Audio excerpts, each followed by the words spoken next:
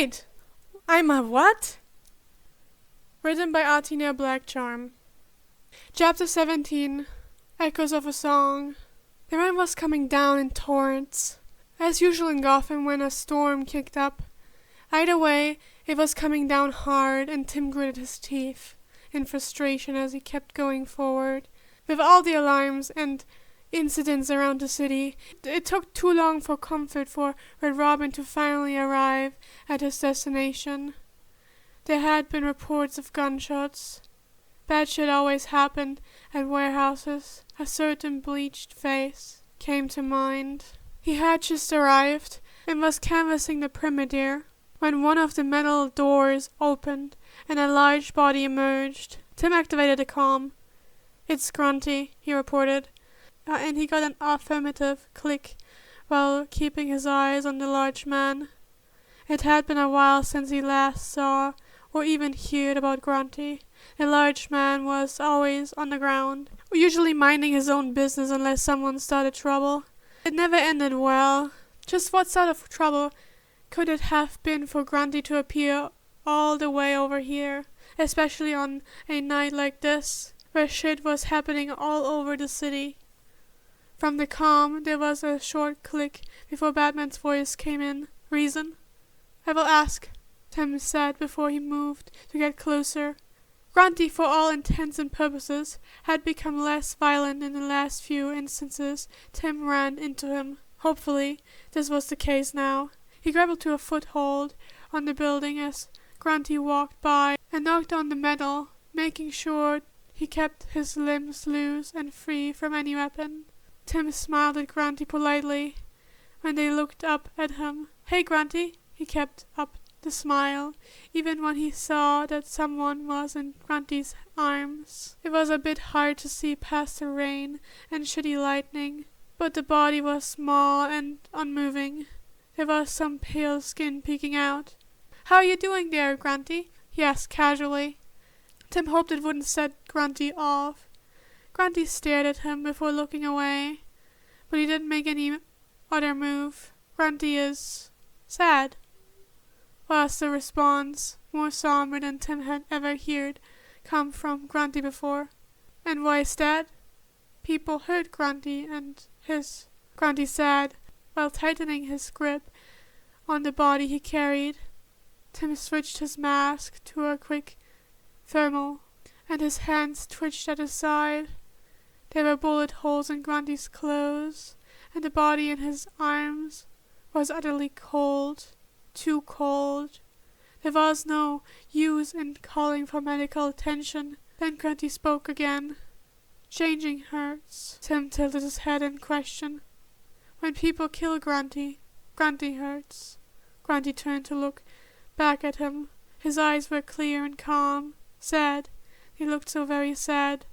Grunty not like the hurt. With Grunty's voice, Tim couldn't help but think about the memories of Solomon Grundy, and how he and others talked about him, how they discussed the times when Grunty had come back, and to prepare for what changes to his personality may be a danger. He couldn't help but think about the comments he's heard from the others throughout Gotham about how Grunty needed to be put down as if he was a dog, but even dogs were given more respect than that. It's unsettling. It's surprisingly painful. Grunty kept looking at Tim, and Tim felt like they were waiting for him to do something to them, all but waiting to be heard once again. The only thing was that Grunty kept a careful, secure grip on the person in his arms, a body. "Is he okay?" Tim asked, but he already knew the answer. "He like Grunty. He hurts," Grunty replied. The rain kept falling. The body in Grunty's arms didn't move a single inch. And when Grunty turned and began to walk away, Tim let him. The gun creaked in Jason's hole when he received his order to essentially stay the fuck away from the Joker after the bastard escaped Arkham. It was always protocol, and it was at these moments that Jason really truly hated rules. His blood burned to put the clown down, to do something to ease the fury and, though he wouldn't ever admit it, the fear. Instead, He'd focus on whatever task was given to him, and if he let things get a bit bloodier than they needed to be, so be it, usually though, while he begrudgingly listened to the others from Oracle. There would be a part of him talking to a head wherever the Joker was, except this time. He felt as if something was pulling in a different direction. It felt reminiscent of the past few days, which, when he followed, led to those who needed him, to his people in Crime Alley. Jason was well aware that there were several of his fucking kids who had been taken. He didn't hesitate to start heading east in the rain. "Hood, where are you going?" Oracle asked, and Jason didn't bother to answer with more than just a grunt. He wasn't heading towards the clown so they could leave him be. He already handled the gang fight and left them to the pigs. He had to keep going east. Honestly, it should have bothered him more to feel this unknown tug, to barely even question it, but Jason was too familiar with shit playing with his head. And this wasn't it. Even when the mental talk stopped and he found himself with a gun pointed to his face, he didn't feel an ounce of suspicion at following that feeling. He could feel the tension leaving him, even in the face of the barrel. "Thank fuck it's you," a young voice said, and the gun was aimed down. A scrawny kid with darker skin and hair tied loosely at their neck sighed in relief. Meanwhile, a whole group of other kids stood behind them. A few faces Jason recognized were among them, and even some recently reported missing city kids who had gotten their fair share of screen time on the news. A few faces lit up at his appearance and excitedly cried out, "Hood!" before running up to him.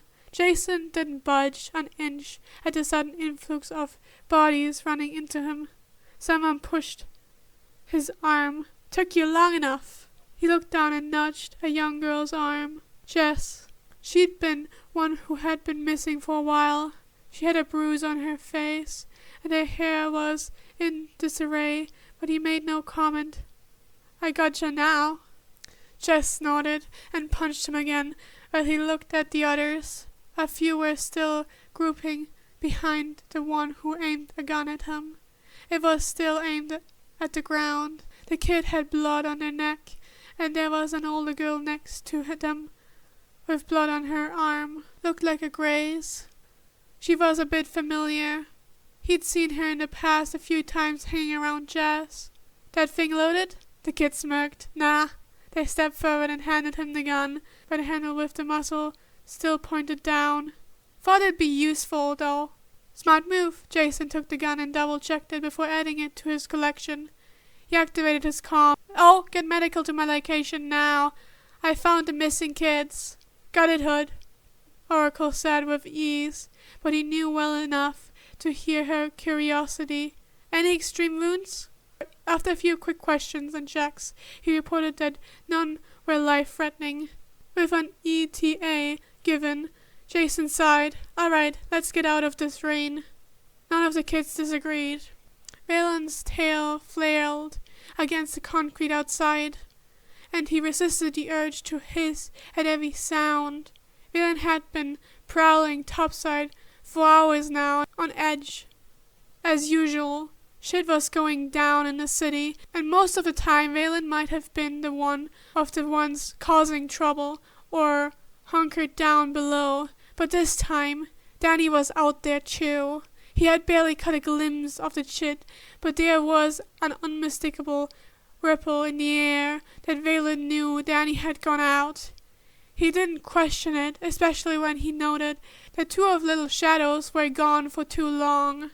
One of the adults had mentioned there were reports of kids going missing all over the city over the past few days. Valen really hoped that this little neighborhood would have been untouched by any of the trouble.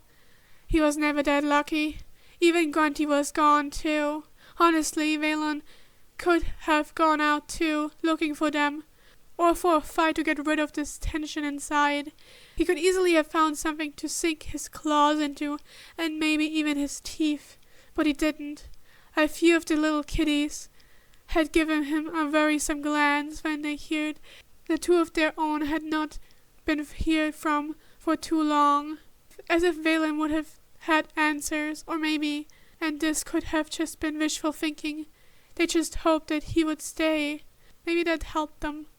A part of Valen didn't think that was wishful, as it would have been before. So Valen stayed, and he prowled. He followed a bit of the same route Danny would take daily. He checked up on the others, who didn't flinch or tense at his presence. There was a sort of reassurance with each face he saw. Valen could see why Danny did it. He just wished Danny was back already. "Mr. Jones!" a voice cried, and Valen quickly turned towards where the voice was coming from. Zipper and Snap's faces lit up in relief at the sight of him amidst the rain, and they ran up to him. He had to steady Zipper when they almost slipped on the wet ground. "You two all right? What happened?" Valen asked him while he quickly collared them to get inside and out of the rain. He kept his head on the swirl to check that there wasn't anything out there in the dark. The two were talking over each other, and Valen sighed as he finally got them inside and let himself get a good look at them. At some point, Snaps flickered Zipper's arm. "We are fine, Jones. I already got patched up by some medics, see?" She lifted her arm and pointed at Zipper's neck. The two were properly bandaged. Valen could smell a faint amount of blood, but not enough to be overly concerned about if they were already seen. "All right, now someone tell me what happened." With that, Valen got to hear their story. It was one that wasn't all that surprising, considering where they were. In the past, Valen would have played the role of the bad guy, but it was different now, and he let himself just double-check that they were all right. Maybe later he'd check up on what medicine they might still need. At the end, they were wiped out and didn't even put up a fight when Valen told them to stay inside and not to get into any more shit. They just nodded. Then when he was sure that they were settled, Valen headed back outside. Grunty and Danny should be back soon. It was time to go underground, into silence.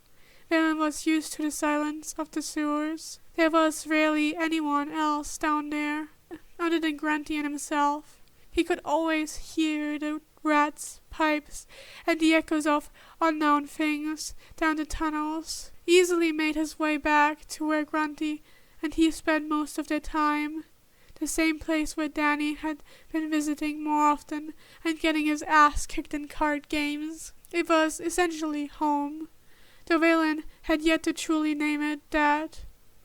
He was just waiting for Danny and Grunty to come back, to give him answers and release him from the worry. Except when Grunty eventually came back, it was utterly silent, too silent. Grunty's footsteps didn't even make a sound when he appeared out of one of the tunnels. It was like he was a ghost. He just stood there staring at Valen until finally, as if something had been moved out of the way, Valen caught sight of who Grunty was holding. Danny wasn't moving.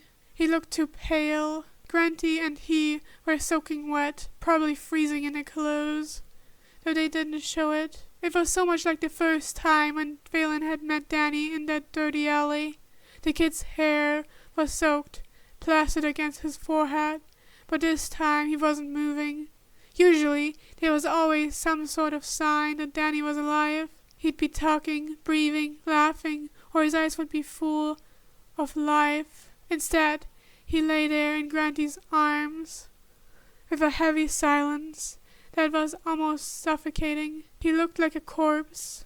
It was worrying to see Danny like that, which was why Valen was confused as to why he didn't actually feel any panic. Valen would have thought that if he saw someone he'd grown to care about dead, he'd be full of rage. He'd try to save him, do something, maybe kill someone, but he didn't. Instead, Valen was silent too. He had questions and concerns, but nothing pushed him to voice them. Not really. It felt wrong to break the silence that surrounded them. In the back of his mind, something was whispering to him that he didn't need to worry. It was just quiet, like a still lake, something hidden in the dark depths, as you stare into the water or at the night sky, the dark that separated the stars and planets. That emptiness, although from Danny's rambling, Valen knew something was there. It was weird, something Valen hadn't experienced before meeting Danny and becoming part of the community he had built. With a kind smile and an offer of a sandwich, it just was. So Valen didn't say anything. He didn't yell or sink his claws into flesh. He didn't try to help. Grundy didn't move or show any displeasure when Valen began to fix him up, drying him off and checking on his wounds. It was a normal practice, though not done very often, since Grundy was usually furious after fights. But this time he was quiet and still, probably because of the chit in his arms. Grundy just hummed when Valen made sure to check over Danny, too. No wounds, even gashes from a bullet, just a typical drenched, skinny kid. He made sure to dry the kid's hair as much as he could. The two of them stood there for a while, trying to make sure Danny was as dry as he could be. And then, when Valen thought they were done, Grundy began to move, though not to sit down at his makeshift seat or to go topside. Instead, he began to head towards the tunnel that led deeper. Valen knew the two of them had gone in earlier. It was supposed to have been a welcome break for the two of them to take, though by the look of it, didn't last long. A part of Valen raged at the fact those who wanted to be left alone kept being bothered, especially Grundy. Valen had seen him die too many times. Now it looked like Danny was dead in Grundy's arms. A grumble broke Valen out of his thoughts. Grundy was staring at him, his body facing Valen, while his head gestured towards the tunnel, an invitation. Valen gladly took him up on it, and the two of them walked.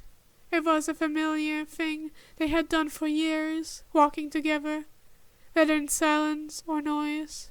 Danny was with them now, though Valen hoped there would be better circumstances in the future, one where Danny's eyes would be open, and he'd ask simple questions that Valen had no business answering, or his head would bob along the rhythm of Grundy's voice as he said his signature rhyme. Instead, it was the sound of footsteps and fading sounds from topside, then a familiar rushing of water. Valen used to question just how this waterfall into nothingness could exist in Gotham, but soon realized it was a useless question. Either way, it was there, and this was where he knew for sure that they would be unbothered. A sanctuary. It was odd. Before, Valen had always been slightly wary of this place, just never fully comfortable, like wearing a too tight shirt. But now it felt easier and more welcoming. It didn't make his scales itch. A part of him relaxed the closer they got, the stone sliding underneath. His tail was moving and felt familiar, natural. Grundy sighed. Then he sat down, gently with Danny. Valen easily handed him one of Miss Junie's blankets. He grabbed for the chit and another for him. Grundy didn't even blink an eye at the fabric being draped over them. Instead, he smiled, a smile that only Valen could beat, as he looked out into the darkness next to them. It didn't feel as scary as it had before. He wondered what Danny had thought of the little bit of time he had gotten to be here before he had to leave. It was easy for Valen himself to get comfortable once he saw that Grundy and Danny were okay. That whisper was still there, telling him it was okay. That anxiety faded away with that, and a part of him close to the water. The air felt surprisingly refreshing on his skin. There was clean water, silence, darkness, fitting for those who lived in the underground. Grundy and Valen just breathed and waited as Danny, the one who would dare to drag them, with a gentle hand above, lay sleeping. He'd be safe here for as long as he'd need to be. Hopefully, when Danny woke up, he wouldn't mind staying a bit longer. Eventually, the long night ended.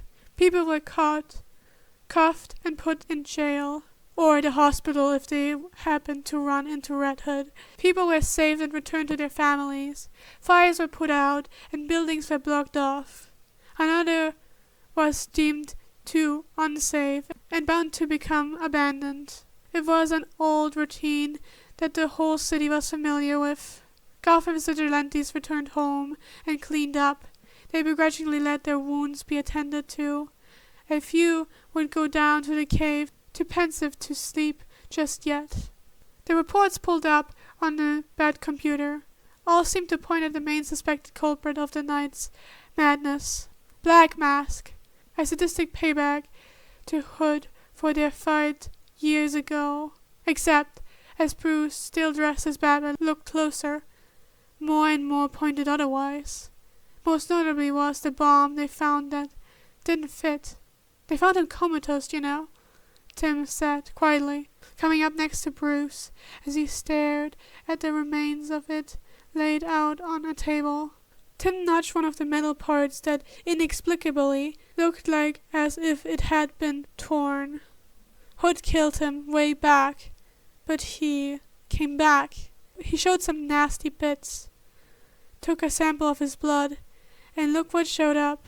Bruce's face turned stormy as he looked over the results in the tablet Tim handed him.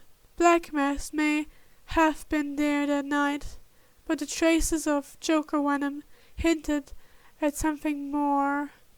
Even if he knew that the man had been caught, it was uneasy to know the Joker had been playing some other game, and they were only just catching up.